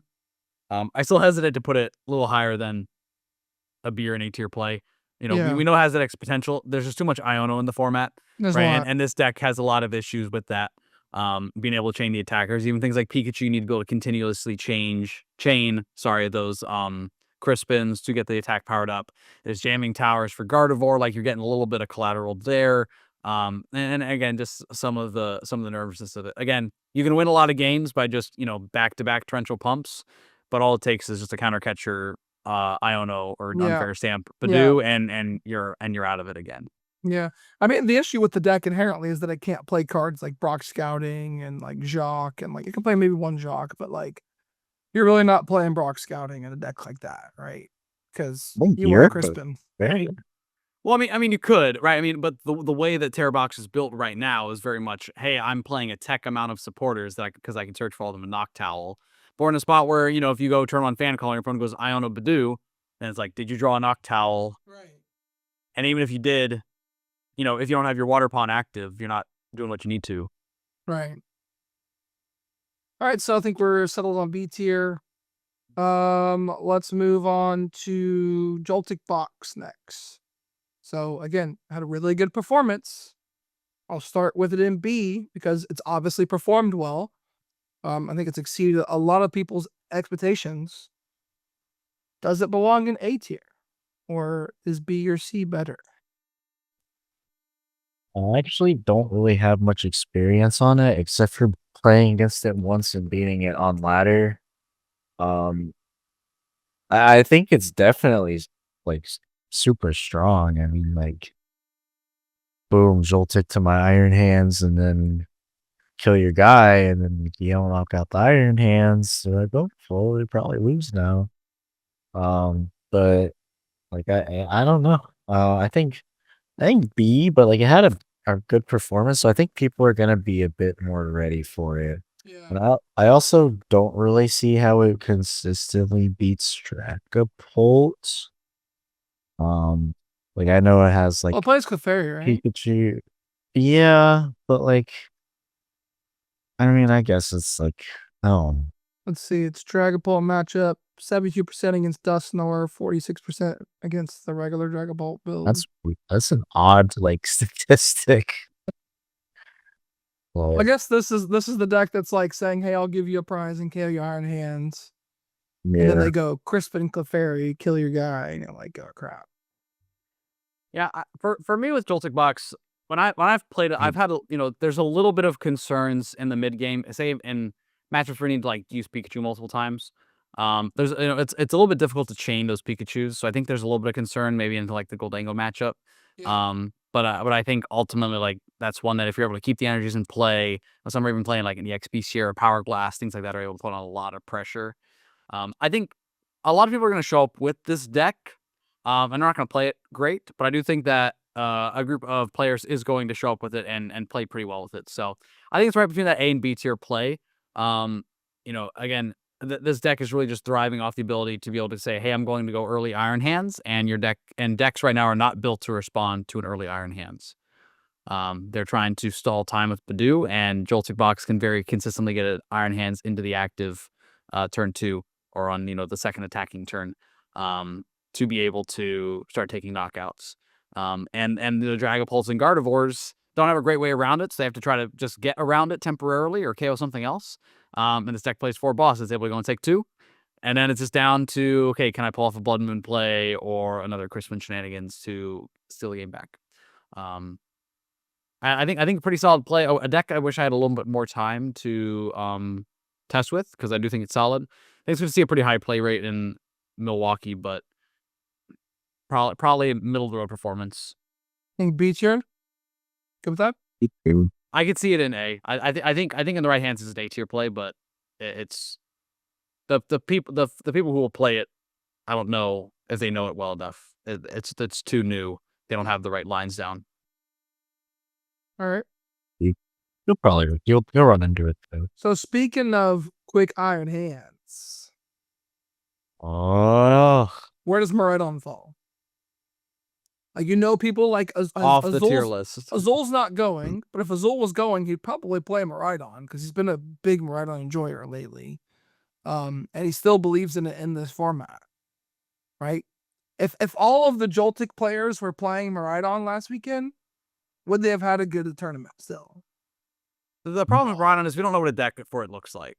Right. So again, and before in a Badoo format, we had much better early game consistency. We were able to go and get that power going, right? We're able to go and say, hey, we found, we squawked into one generator, got, 1 or 2 on an Iron Hands, maybe just 1, and then passed. But then with the power of Arven, we're able to sack 4, Steel Stone, grab our double turbo, and get that pressure going. Badoo is a good bit of consistency with like Miraidon these days, not being able to go for that. We're very reliant on like hitting those generators. Like Eric said earlier, if we're including a Joltik, then we can go and, that does help to power things up. Is the power of electric generator and a Joltik option enough? Or do we need the higher supporter count, like a 4 Arven, 4 Boss, 4 Crispin build of like Joltik Box that we're seeing? Right. So you guys don't want to put it on there? Or what are you thinking about it? Yeah, I think like the deck's got potential. I think like Tapu Koko as an attacker too, or like doesn't replace Raikou obviously, but like it hits 220 with the full bench if you're playing the Area 0, if that's like the way you decide to build it. But the thing I like about Miraidon, usually pretty consistent. But I'd probably put it like SE or something. I think if someone figures it out, I think it's maybe on the same power level. So I can see that. But if you get the perfect one, it can go up more. All right, it's all about deck building. I think until we see a day 2 with it, it has to stay in D. No! Fine. You're lucky I'm not going to Milwaukee. I'll cook all y'all. I know you would. You should submit Miraidon. I'm going to. I'm going to. All right. Blissey was nowhere to be found in. We have 3 of them, and they finished. We had 6 of them. 1 made day 2. Just finished in 80th place. And Fernando Fuentes came in a big way in Monterey for a big finish with Blissey. I'm not sure if it's the world champ difference or if there's some merit to that. Again, tanking and bunch of Monkey Dory pretty good. I think we said in his run he avoided Gardevoir or Raging. Or, I mean, he avoided some of those bad decks. Yeah, he had like 1 Gardevoir, yeah. Or hit like 1 Raging Bolt. Like I think definitely some good matchup roulette that was in his favor there. I think in a North American regional, it's probably too hard to go too long without hitting the Goldangos and the Raging Bolts. So I think that's really just going to limit its upside here. Yeah, I think so too. I'm on C tier currently. Fair. I mean, if you hit Dragapult all day, though, you might have a good day. Oh yeah, if you go and hit 8 Dragapults day 1, then congratulations, you're 8-0. So not quite, but Another deck that's been kind of like falling off the radar a little bit is this Terapagos Noctail deck. This is the Buffalant version of the deck. It's said to beat Dragapult. It doesn't really beat Gardevoir too much, or Goldengo. So because of that, it's probably like closer to a C tier play, in my personal opinion. It's not really doing well in majors, I think, this last weekend. Yeah, I mean, bulky Terapagos thrived when Tera Box was expected to be a heavy player in the game. You had a very favorable Tera Box matchup, which was expected to be a popular deck. Also, it played a lot of Cornerstone, and a lot of decks were not prepared for Cornerstone. They played their own Cornerstone. We're gonna have a great answer to a Cornerstone, right? Things like Goldengo were just playing. Sometimes they weren't playing anything, or they're playing the Dinosaurus EX or like the Baby Goldengo. I think now it's like now Goldengo decks are playing Dragapult lines, so you can't really get away with the Cornerstone. Tera Box is not a deck that exists, so you're not worried about being able to tank Wellspring. So on that, you say, hey, you're a bulky deck that hits for like 240, which is like solid. But a lot of decks don't really care about that too much. You still have things like Screamtail that can go snipe around, really pick apart the board. I think it just has too hard of a time with some of the decks. I think it's still an okay Dragapult matchup, but you lose a lot of the other matchups, which is really the problem that holds it back, I think. Yeah, I'm kind of with it. Like, it was kind of like the counter to Tera Box. Yeah. And then like it's our child on matchups 50-50. I mean, your Guardy's probably unfavored, and then like Dragapult's probably around 50-50 too. Like, I don't know. I could see it being B, but because I don't know. I'm personally a fan of the deck, but like C might be where it belongs. It's probably beaten Joltik Box, right? Out there. So, they go hands your thing. Then you go boss hands your thing. I don't know. I guess you can one shot at Well, we just KO the hands back, yeah. Yeah. Well, that's like Charm. You can make your hands bulky enough. But then also Terapagos plays Charm, so then you can't one shot a Terapagos with Pikachu. You can't aim the Pikachu, yeah. What do we think? I think if it beats both B tier decks, we can put it in B tier because then it's like okay up here. But if it doesn't beat both B tier decks, then we should put it in C. I don't know if I'd play bulky Terapagos over like Raging Bolt even. I mean, probably would. I personally would, but because this doesn't beat Dragapult, but this does. I don't think you could like win the tournament with Terapagos, but let's keep it in C. Have a deep run. Okay. All right, moving on. Poison Archaudon, everyone's famous fraud deck. Ooh. I mean, we just beat everything up here if we don't bench more than one thing. That's true. Yeah, it must honestly, be SS tier. Yeah. Honestly, I thought this deck was going to stick around a little more after Atlanta, but it just hasn't had that high performance runs. I was just looking through. I mean, it just didn't have the strong wins. We saw one top 32 in Seville, and then we didn't even see any in top 32 in Monterey. Of course, Isaiah Chevelle, and we had in Preston also we had 2 top 16s with it in Atlanta. I think this deck will see play in Milwaukee. People like it. It's straightforward. It's simple. It hits good damage. Is it good enough right now? Right, I think it's a B tier play. I think it's better play than Raging Bolt. I think it's a better play than Blissey. I think it's a better play than Buffalant Terapagos. Yeah, I guess I was gonna say Joltik Box gives it a concern, but no, you have Poison, so I think it's fine. Yeah. Honestly, especially with things like Joltik Box popping up, that does help Poison Archaudon. I think Poison Archaudon would be in theory a good matchup. Yeah. Hopefully the matchup data doesn't. Imagine picking second and putting your Joltik active, and I flip over Pecker Run. Well, you don't even need the Pecker Run, bro. You just need the Poison. Yeah, actually, you just need the stadium. 9 matchups, 4 of them were ties, so inconclusive. What the? Between Poison Archaudon and Joltik Box at Seville. How are you tying? I mean, Poison Archaudon is a long deck, honestly. Yeah. Like, if you don't donk, the matchup goes long. If you don't donk, you don't really do much. No, that's not true. You just smack and you're like, I guess I'll Turo. All right. Yeah. Now we're moving on to the 4 decks that I think that are left that have the potential to keep Gardevoir in check. Flareon, maybe not so much. But in Zoroark, it's a dark deck. Hydreigon, it's a dark deck. Hop Zacian, we just spread a bunch of damage, pick apart their board.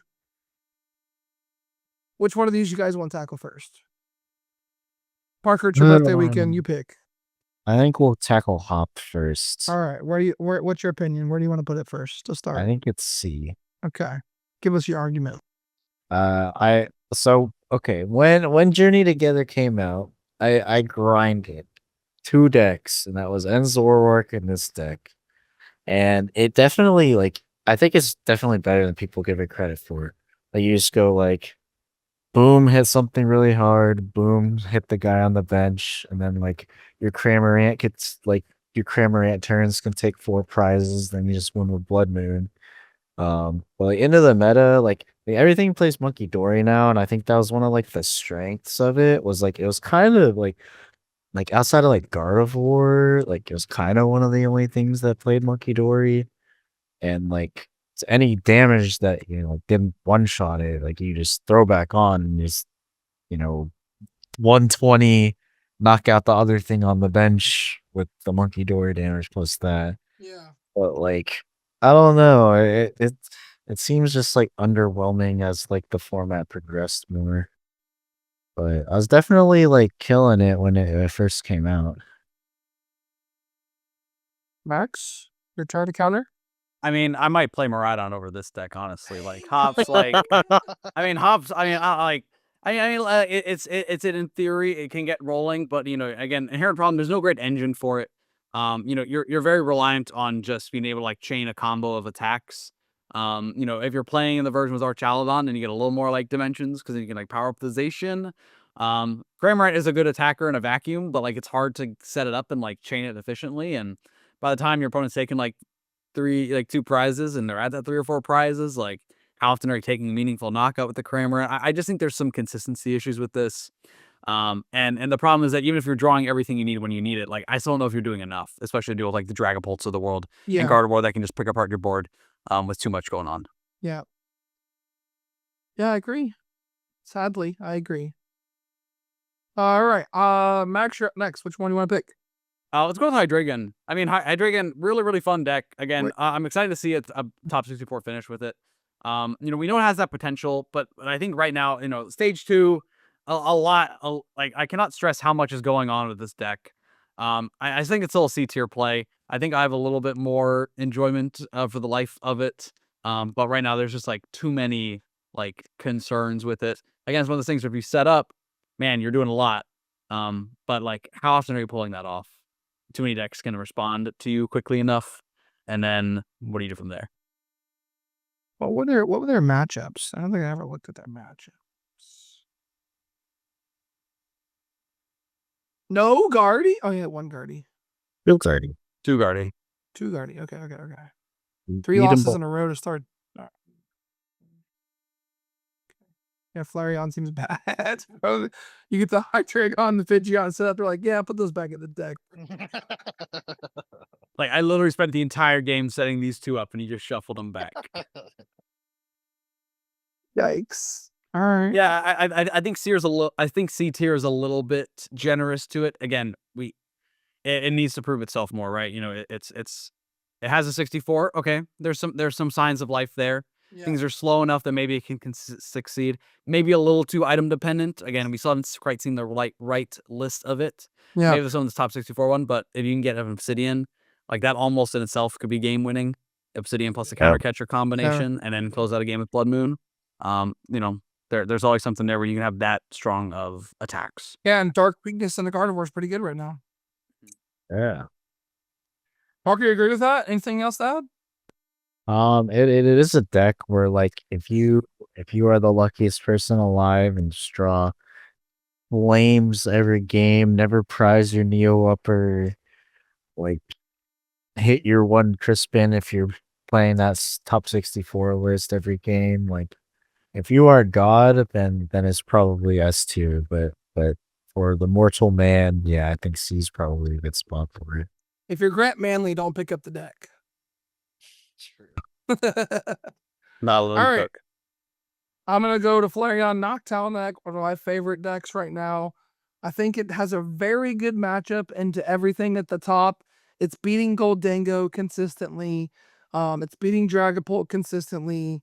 I think this Tera Box matchup is fine. Joltik Box is the Pikachu could be a little bit of a problem for the deck, maybe. I'm sure you can include some cards like Ventral Punch or things like that to deal with the Pikachu. I think Flareon Noctowl's in a really good spot. The problem is if a Gardevoir gets on the field, you lose. Like your other combination is like Iono, like shuffle him back later with Angelite and like Prey. But a good Gardevoir player is going to set up a threatening attacker before they let that play happen once a Gardevoir hits the field. So I do think it's like in this like B tier, like it's on the same like power level as these decks. We're not like sorting these in each tier, but I think it's like a B tier is my personal opinion. What do you guys think? I would almost put it an A. Almost. I'm close to it as well. You can't be Guardy. Well, I'd put it in A, so let's just put it in A. All right, put it in A. The Guardy matchup is what scares me, right? Yeah. But like the good Goldango matchup and the good Dragapult matchup are the good parts of the deck. Yeah, and then like most of the other stuff, it's got like at least an even matchup too. But yeah, I mean like against Gardevoir, like they put 6 energy on a Drifloon or 5 energy, and then like have a Guardy out. Like who's saying you can't just Angel like that back, and then they can't take the knockout next turn because 5 energies just went back into the deck and a Gardevoir. And then like on top with like an Iono to 4 or Iono 3, like I feel like you're almost safe unless they like play the blender build or something like that. I mean, if you can pull off the combo, it's good. But usually, like, I mean, that was the 2 games I played against on Thursday. I lost the one, I tied the other because we drew. But it's just like tough because like Yeah. they just like when they get the Gardevoir, they're KOing Sylveon. Yeah. Like obviously it's unfavored, but like not an auto loss or anything. What does the matchup data say? Yeah. I was gonna say, I've been thinking about it more. I think it's B tier. We were sitting to my A tier spot. I mean, I think again, you're able to be very aggressive. I think in the Dragapult decks that aren't built fast enough to be able to respond to it. But the Gardevoir decks, 2 of those rare candies can build up a quicker response to it, even after an Angelite. Flareon Noctowl does boast, a very good Goldango matchup. I think that is very valuable.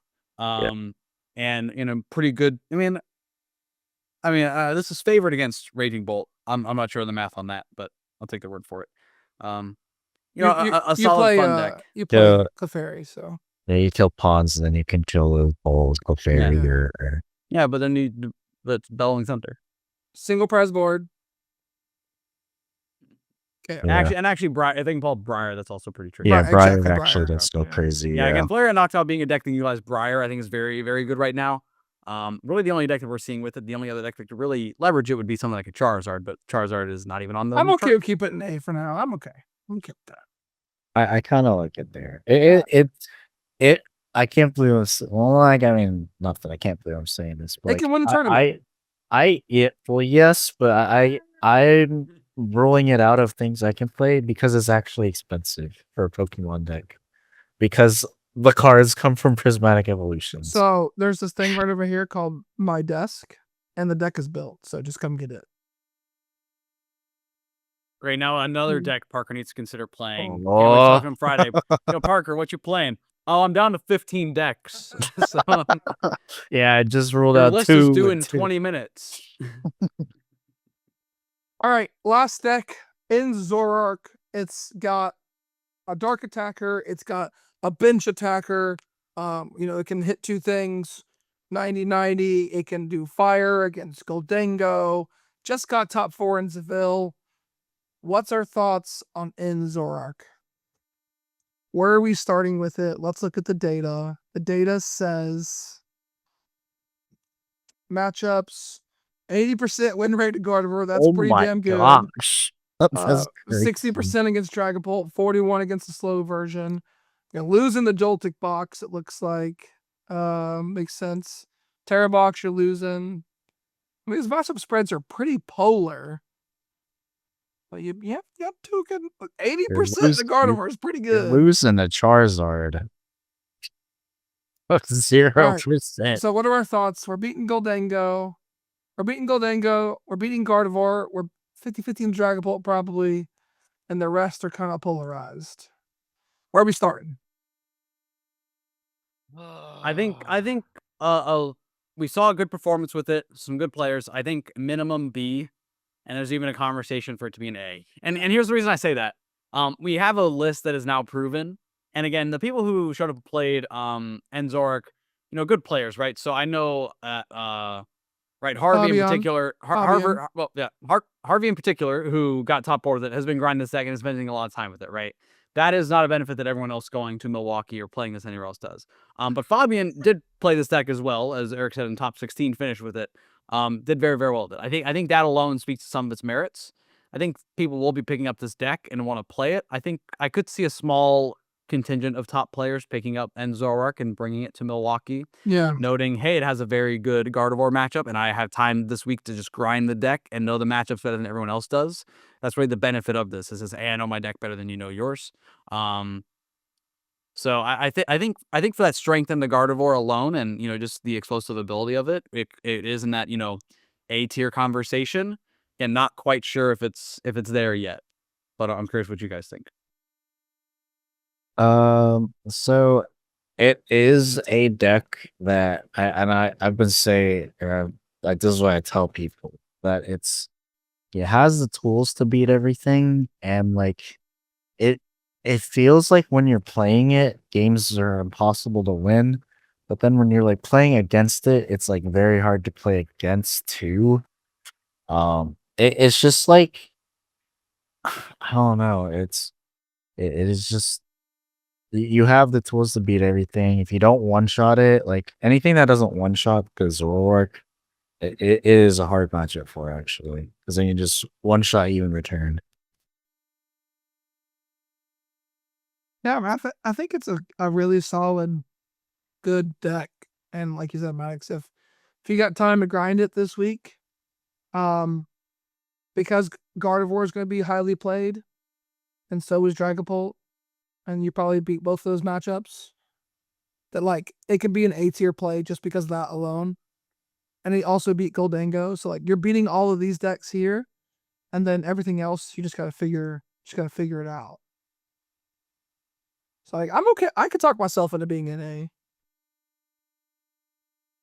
Yeah, I don't know. It's just like B.5 for me. It's like I did grind it a lot, like I mentioned earlier, and like the main problem was setting up. Like I tried everything. I've tried 4 Clavels. I tried, Not the maxing Clavel, bro. balls or Clavel, whatever his name is, the Clavel. old guy. Yeah. I tried with Cyranos. Like, I don't know, it just never really flowed for Did me. you start the aroma yet? Well, no, it turns out you just need 4 Iono 4 research. Yeah, So, yeah. can't go wrong. That's honestly the deck building I like. Takes me back to when I first started playing. Everything was just 4M, 4 Sycamore, and then Reverse Seekers. I mean, the first, second, and third place decks all played 4 research, 4 Iono. Is that a Well- commentary on the format? To be determined.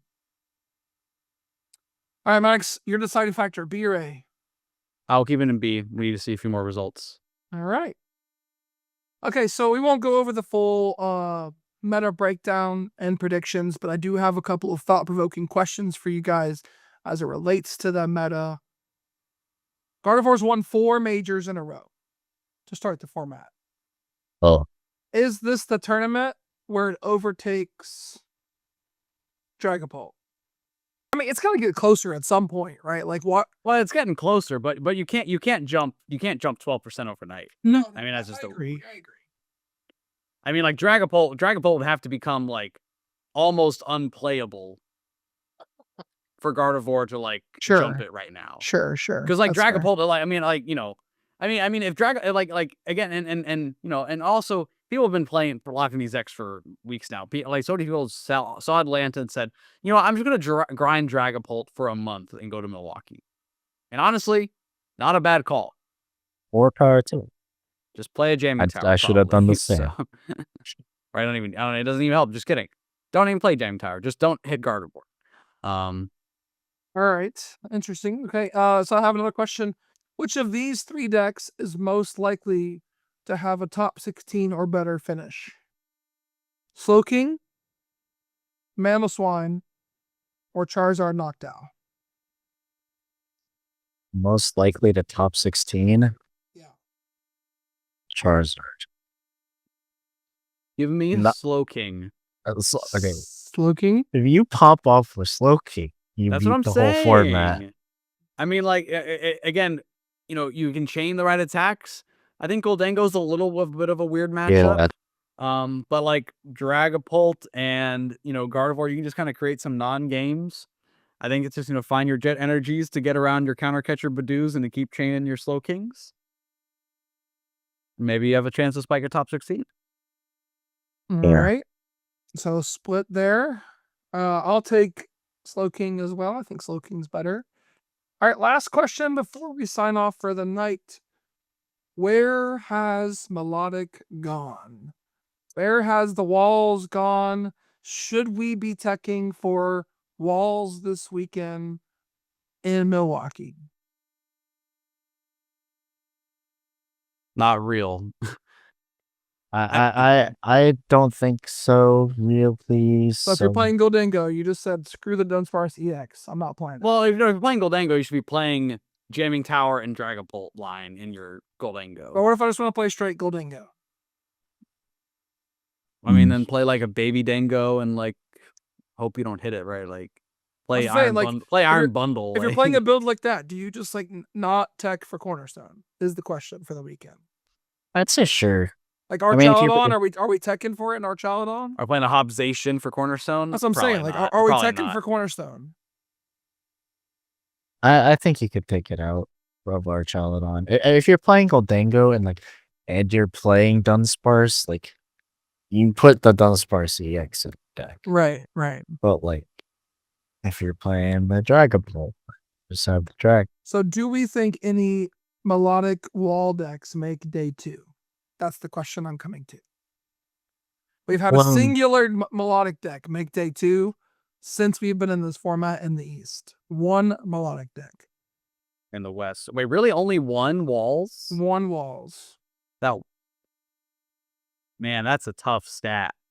One Walls in 4 tournaments. Well, we'll have 3 tournaments of data. It's like such a bad play. But like you'd think one has to make it though, right? I think that it's not a good. If you're trying to make a deep run, I think it's not good. The question isn't if it good. The question is, should we tech for it? Well, the question is it going to make it in day 2 or should you tech for it? Oh yeah, sorry. The question was, is it going to make day 2? Sorry. Does one Melodic make it to 5-2-1 or to 4-0-4? Correct. 5-2-1. It is only an 8-rounder. I'll say yes. I forgot it was only an 8-rounder. I'll stay a hater. Let's say Walls ain't real. It's just, I mean, like, you don't.